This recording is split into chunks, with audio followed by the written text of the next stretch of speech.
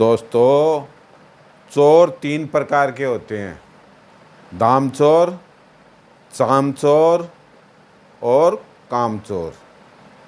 प्राय करके जो चोरी करता है उसे हम दामचोर कहते हैं। पर स्त्री की अस्मत का किसी भी प्रकार से जो हरण करता है उसे चामचोर कहते हैं। जो मेहनत से जी चुराता है, मेहनत नहीं करना चाहता है, सब कुछ फोकट में ही प्राप्त करना चाहता है, उसे कामचोर कहते हैं। कामचोर के संबंध में मैं आपको एक बाप और बेटे का किस्सा भी सुनाना चाहता हूँ। एक कमरे में बाप और बेटे सो रहे थे। तो बाप ने कहा कि बेटा बाहर देख के आओ, बरसात हो रही है क्या।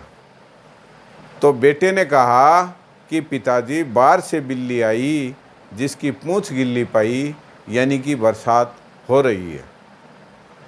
फिर दोबारा उसके पिताजी ने कहा कि बेटे कमरे की बत्ती बुझा दे। तो बेटे ने कहा कि पिताजी आप आंख बंद कर लो, अपने आप ही अंधेरा हो जाएगा। बाप ने सोचा कि मेरा बेटा बहुत आलसी है, ये कोई काम करेगा नहीं, ये कामचोर है।